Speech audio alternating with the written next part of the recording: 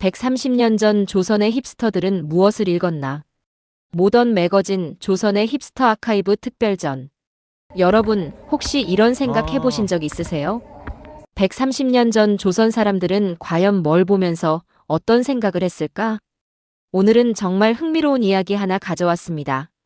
바로 130년 전 조선의 힙스터들이 읽었던 잡지 이야기인데요. 사단법인 한국잡지협회와 국립중앙도서관 공동주관으로 지금 국립중앙도서관에서 아주 특별한 전시가 열리고 있습니다. 이름부터 감각적이죠. 모던 매거진 조선의 힙스터 아카이브. 이게 단순한 전시가 아닙니다. 우리나라 최초의 잡지 창간 130주년을 기념하는 아주 의미 있는 자리인데요. 자, 한번 상상해 보세요. 지금처럼 스마트폰도 없고 인터넷도 없던 시절. 그때 사람들은 세상 돌아가는 걸 어떻게 알았을까요? 바로 잡지였습니다. 당시 조선의 지식인들에게 잡지는요, 단순한 읽을 거리가 아니라 세상과 연결되는 유일한 창구였어요. 이번 전시는 총 3부로 나뉘어 있는데요. 하나씩 아주 쉽게 풀어드릴게요. 첫 번째, 잡지의 탄생, 민족의 각성을 깨우다. 여기서는요, 나라가 위기에 처했던 시절, 지식인들이 어떤 생각을 했는지 그대로 느낄 수 있습니다. 대표적으로 대조선 독립협회 회보. 이 잡지가 등장하는데요. 이건 단순한 잡지가 아닙니다. 우리가 우리 힘으로 살아야 한다. 이런 독립의 의지가 담긴 기록이에요. 그리고 유학생들이 만든 잡지, 지식인들이 고민하며 만든 잡지들이 이어지는데요. 특히 소년, 청춘. 이런 잡지를 보면요. 아, 이 사람들이 진짜 시대를 바꾸려고 했구나. 이게 그대로 느껴집니다. 두 번째, 모던과 낭만의 시대. 이 시기로 오면 분위기가 완전히 달라집니다. 이제는 단순한 계몽이 아니라 예술, 감성, 그리고 삶의 이야기가 등장해요. 예를 들어 화가 김환기가 표지를 그린 잡지도 있고요. 문학적으로 굉장히 완성도 높은 문장 같은 잡지도 등장합니다. 그리고 아주 중요한 변화가 하나 있습니다. 바로 여성과 어린이를 위한 잡지입니다. 신여성. 이건요, 단순한 잡지가 아니라 여성도 주체적으로 살아야 한다. 이런 메시지를 담고 있었고요. 또 방정환 선생님이 어린이. 이건 지금 우리가 당연하게 생각하는 어린이라는 개념 자체를 만들어낸 역사적인 잡지입니다. 세 번째, 대중잡지의 전성시대. 이제 잡지가 완전히 대중화됩니다. 쉽게 말하면 지금의 유튜브, SNS 같은 역할을 하기 시작한 거죠. 대표적으로 별건곤. 이 잡지는요, 유머, 풍자, 취미. 완전히 대중적인 콘텐츠로 폭발적인 인기를 끌었습니다. 그리고 신동아 같은 잡지도 등장하면서 잡지는 이제 사람들의 일상 그 자체가 됩니다. 여기서 끝이 아닙니다. 이번 전시의 하이라이트 중 하나. 바로 키네마존인데요. 여기서는 미몽이라는 영화를 상영합니다. 이 영화를 보면요. 1930년대 경성의 모습이 그대로 살아납니다. 당시의 호텔, 거리, 문화. 우와, 조선이 이렇게 모던했어? 이런 생각이 들 정도예요. 그리고 요즘 전시답게 체험 요소도 굉장히 재미있습니다. 직접 사진을 찍으면 AI가 나만의 근대 잡지 표지를 만들어주고요. AR 미션을 하면서 전시를 게임처럼 즐길 수도 있습니다. 여러분, 이 전시는 단순히 옛날을 보는 게 아닙니다. 130년 전 사람들도 지금 우리처럼 고민하고 새로운 세상을 꿈꾸고 트렌드를 만들었다는 걸 보여주는 자리입니다. 마지막으로 정리해드리겠습니다. 지금 국립중앙도서관에서 6월 20일까지 진행되고 있으니까요. 시간 되실 때 꼭 한번 가보세요. 아마 이런 생각 드실 겁니다. 우리가 힙스터인 줄 알았는데 이미 130년 전에 다 있었네. 오늘 영상이 도움이 되셨다면 구독과 좋아요 꼭 부탁드리고요. 다음에도 더 흥미로운 이야기로 찾아뵙겠습니다. 감사합니다.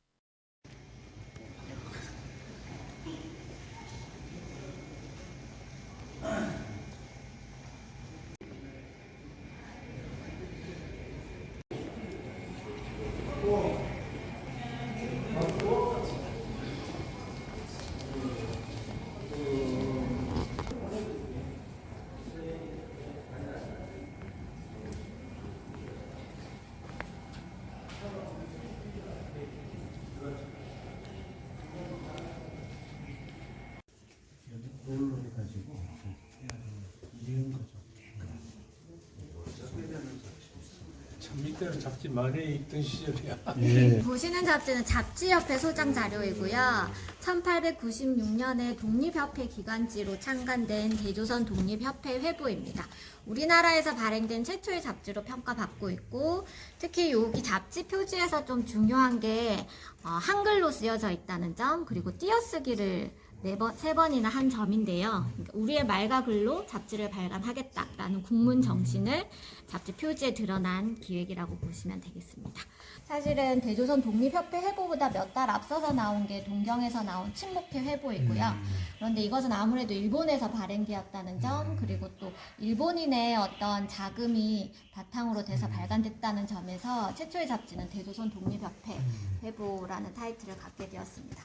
보시면은 서울하는 이제 학회지도 있고, 일본에서 나온 학지광이라는 유학생 잡지도 있고, 또 재미있는 잡지로 북미 유학생 잡지로 우락기라는 잡지가 있습니다. 로키 산맥의 로키를 한글로 풀었을 때 발음을 잡지 제호로 삼은 거고요. 그래서 이제 미국에서 유학 생활이 얼마나 고단한지 그런 것들을 원고로 써서 국내로 보내서 평양에서 이제 출판을 해가지고 이 잡지가 발간이 되었다고 합니다. 춘이라는 잡지에도 보면 표지에 젊은 남성과 호랑이 그림이 있고, 아이들보글이라는 아동 잡지에도 보면 왼쪽에 호랑이 그림이 있는데, 최남선은 어떤 우리 한반도의 민족적 도상으로서 호랑이 이미지를 많이 활용을 하고 잡지 표지에 이렇게 민족의 자긍심을 고취하고자 이런 이미지를 많이 사용을 했다고 합니다. 하지만 신문관에서 무엇보다 주목할 잡지는 바로 잘 알고 계시는 소년입니다. 1908년도 우리나라 최초의 종합잡지 효시로 알려져 있고, 아시다시피 11월 1일이 잡지의 날로 제정된 게 이 소년 창간호의 창간일과 같다고 알고 있습니다. 한 거는 신문관이지만 또 가장 그 용맹함이 잘 드러나는 잡지는 개벽이라고 할 수 있는데요. 아시다시피 개벽은 우리나라 최대의 민족주의 잡지고 1920년대 잡지를 대표를 하는데, 창간호부터 발매되자마자 일본에게 압수를 당하고 발매 금지를 당했습니다. 그래서 그때 문제가 된 게 이 잡지를 발간했던 차상찬 선생님의 그 글과 그 다음에 잡지 표지에 이 호랑이 그림이라고 합니다. 그래서 잡지 표지는 이렇게 호해호 임시호로 됐고, 그래서 1년 뒤에 1주년 기념호에서 창간호 표지로 사용했던 그림을 다시 활용해서 1주년 기념호가 아니 그 나오고 당시에 굉장히 있습니다. 페이지가 많네. 개벽이. 아니요, 이거는 저희 합본이에요. 합본에 네. 그래요. 깜짝 네. 놀랐어. 호는 이 정도 두께 지금 있고요. 같은 이 정도는 뭐한 사람이 해도 네, 그래서 개벽은 평균 8,000부 이상의 판매량이 있을 만큼 전국적으로 어떤 판매의 조직이 갖춰져 있어서 많이 발간이 되었다고 하고요. 또 다양한 읽을거리를 위해서 문예부장을 따로 두었고, 그래서 문해적인 기획도 많이 했는데, 잘 아시는 김소월의 진달래꽃 같은 경우에도 어떤 민족주의 담론도 개벽을 통해서 많이 유통이 되었는데, 거기에서 싹튼 사회주의가 이런 조선지광이라든지 신생활이라든지 비판이라든지 전선인과 같은 사회주의 잡지를 발간하게 되었습니다. 저기 새벽 그래서 굉장히 학자들은 궁금해하고 있어요. 네네. 그 사람 감색관 씨 잡지. 에서 중요한 게 바로 이 문예 동인지라고 할 수 있는데요. 우리나라 3대 동인지로 그다음에 창조, 백조, 폐허가 있습니다. 아시다시피 상징주의나 낭만주의에 같은 예술적 사조를 실험을 많이 했던 문예 동인지이고, 아무래도 이제 작가들이 동인끼리 모여서 이 발간한 잡지다 보니까 남아있는 부수가 많지는 않아서, 저희 도서관에도 이제 폐허 같은 경우에는 소장되어 있지 않아서 이거 이제 고려대에서 저희가 빌려와서 이번에 전시를 하게 되었고요. 폐허 같은 경우에는 독일의 실러 시인의 어떤 식구에서 저 폐허라는 구절을 따왔다고 해요. 폐허 뒤에 새 생명을 기대한다는 뜻으로 새로운 신문학을 추구했던 문학 동인들이 만든 잡지이고, 보시면 라 루이노라고 하는 것이 에스페란토어로 폐허라고 합니다. 그때 1890년대에 이제 세계 공용어로 사용할 에스페란토어를 새로 만들었고, 그런 흐름을 또 조선에서도 문화 선구자들이 적극적으로 받아들여서 잡지 표지로 장식을 했다고 합니다. 현대주의 문예사조를 실험을 했던 작가들이 만든 삼사문학이라는 잡지입니다. 삼사의 뜻은 1934년에 이 잡지가 창간이 되어서 스트롱 삼하고 닥트를 사하고. 네 이제 참여를 많이 했어요. 아시다시피 정현우 선생님이라든지 네 김환기 작가가 이 표지화를 그렸습니다. 이거는 어떤 뭐 재현적인 드로잉이 아니고 어떤 무의식에 나오는 자동 기법화를 실험을 하면서 이런 드로잉으로 잡지 표지를 장식했습니다. 그 다음에 보시는 1930년대 문예지로는 이제 모더니즘 소설이 많이 실려 있는 단층이라는 잡지는 소설가 이상희 표지화를 그렸고요. 박용철 선생님이 어떤 언어미를 극단적으로 추구했던 시 잡지로 시문화, 그다음에 잡지협회에서 소장하고 계시는 시원이라는 잡지도 있습니다. 그리고 저기 끝에 보시는 시인부락 같은 경우에는 아시다시피 그 미당 서정주 선생님이 참여를 한 문예지고요. 저희 협회 겁니다. 네. 요것도 네, 여기 유일하게 수필 문항과 모아놓은 잡지 방문도 잡지협회 소장 자료입니다. 네, 1930년대 후반으로 가면은 이제 일제의 어떤 전시 체제 도입으로 인해서 잡지 창간이 굉장히 어려운 상황이 되는데요. 그때 새로이 창간한 게 이 인문평론가 문장입니다. 특히 문장은 이태준, 김용준, 뭐 길진섭, 뭐 정지용 이런 작가들이 많이 참여를 했고 그 화가들이 잡지 장정의 아름다움을 굉장히 격상시켜 놓은 잡지로 유명을 합니다. 그리고 또 문장에서 중요한 거는 여기 창간호 못지않게 폐간호가 중요한데요. 폐간호를 만들었어요. 네, 우리나라 잡지 중에서 유일하게 표지에 폐간호를 명시하고 종간한 잡지는 이 문장이 유일하다고 합니다. 일제에 협력하지 않고 차라리 잡지를 종간해 버리겠다 이런 의지를 담은 울분에 쌓여서 만든 작. 네네 조선일보에서 나온 여성 잡지 표지가 굉장히 화려한 표지가 많아서 저희가 좀 보실 수 있게 이렇게 특별히 좀 만들어 보았습니다. 지금 시대에도 별로 세련되지 않아요.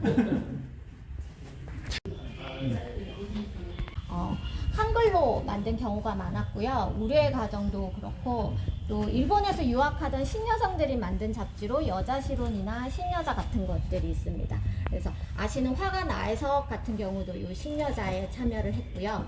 하지만 가장 유명한 여성 잡지는 개벽사에서 나온 신여성이라고 같은 것을 담은 잡지로 부인을 먼저 발간을 했다가 시대의 변화에 이끌려서 이제 새로운 근대 교육을 받은 신여성을 위한 잡지를 발간을 해야겠다라는 의도에서 이런 신여성을 창간을 하게 되었고요. 그래서 이제 표지도 보시면 부인일 때의 잡지 표지와 신여성일 때의 잡지 표지의 아주 그림들이 모던한 네, 세련된. 비교하시는 것도 재미있으실 것 같습니다. 일제 시대 때 나온 잡지 중에서 여성 잡지 중에서 제일 많이 발간, 오랫동안 네, 제일 네, 일찍 시작하고 제일 늦게 폐가 종간. 네.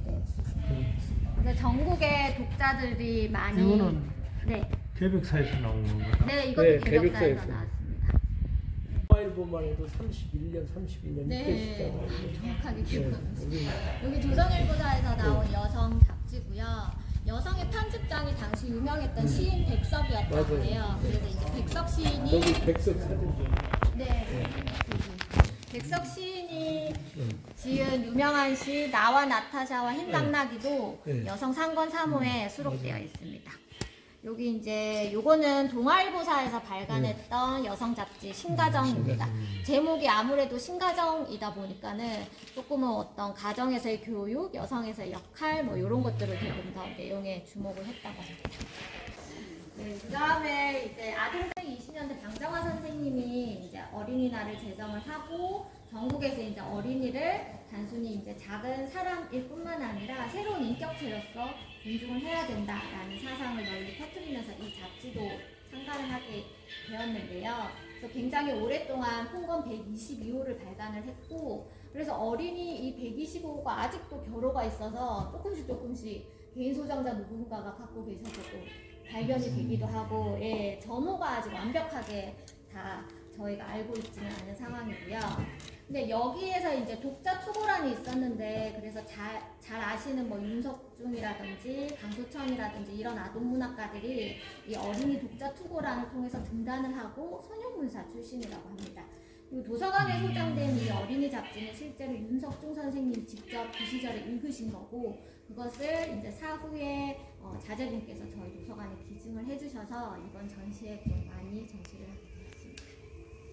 옆에 보시면 보시면은 이제 조선일보 출판사에서 여성이라는 잡지도 내고 대중잡지 두 광도 냈는데 또 소년이라는 잡지도 똑같이 냈었고요. 그리고 근데 이 소년은 그 신문관에서 나온 소년이랑 재호는 같은데 남아있는 그 희귀본이 더 적어요. 차라리 저기 신문관 소년은 좀 많이 남아있는데 그래서 더 귀한 자료라고 할 수 있고요. 그 다음에 이제 기독교 단체에서 나온 기독교 아동 잡지 아이생활이 있고 사회주의 아동 잡지도 그 1920년대 발간이 되어서 별나라와 같은 잡지도 있습니다. 그 뒤로 넘어가실 때 이제 처음 개봉한 영화는 의리적 국토라는 영화고 잘 아시는 나온교의 아리랑이 굉장히 단성사에 인기 있는 영화 제목이었다고 해요. 근데 이제 단성사는 마케팅에도 능해가지고 전단을 내기도 하고 단성사 자체의 주보를 내기도 했다고 합니다. 그래서 그런 것들을 모아놓았고요. 여기 보시는 것은 이제 1949년까지 꾸준히 발행된 영화 잡지 영화시대입니다. 그래서 뭐 해외 영화 배우를 표지로 하기도 했고 국내 영화 배우를 표지로 하기도 했고 굉장히 인기가 많았다고 합니다. 옆에 보시는 조선 영화 같은 경우에는 이제 나온교의 아리랑이라든지 청춘의 십자로 감독들을 불러서 영화 제작 비화라든지 이런 재밌는 얘기를 많이 수록을 해서 독자들한테 인기가 많았다고 합니다. 저희 단성사 안에서 감독의 영화이고 앉으세요. 미몽이라는 영화는 이제 그 필름이 남아있는 근대 영화 중에 가장 빠른 영화이고요.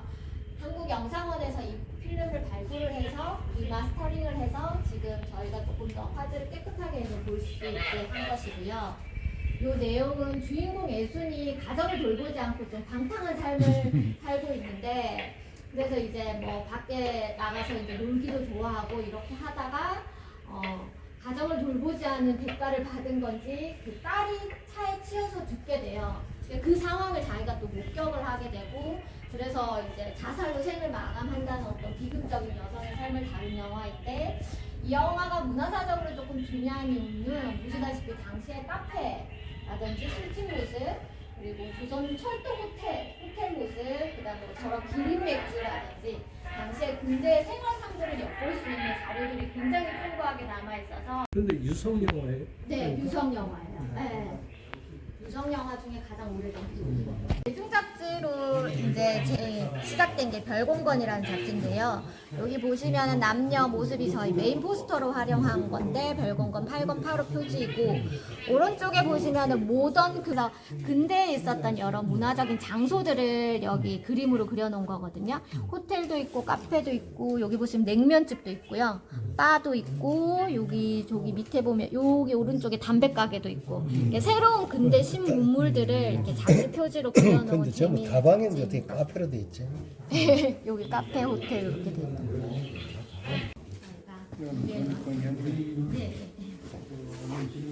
저희는 총 3부로 전시를 구성했고요. 그리고 이제 마지막으로 저희가 잡지 표지를 이제 관람객들의 얼굴을 합성을 해서 새로운 표지를 만들 수 있는 체험 코너를 마련했는데요. 지금 되나요? 네, 됩니다. 제가 개막식 때 했습니다. 여기 한번 뭐 되냐면 카메라 여기 앞에를 살짝 보세요. 예. 인물이 너무 많아.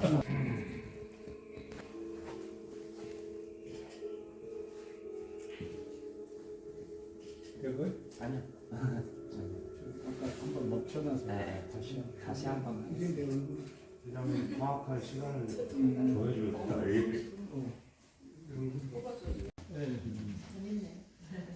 그 당시 남영 썼나? 안 돼.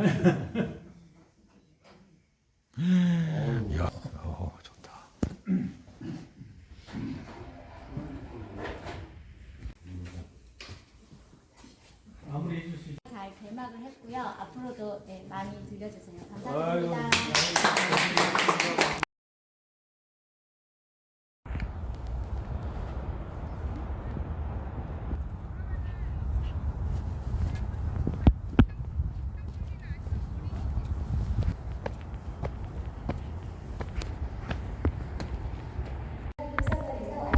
아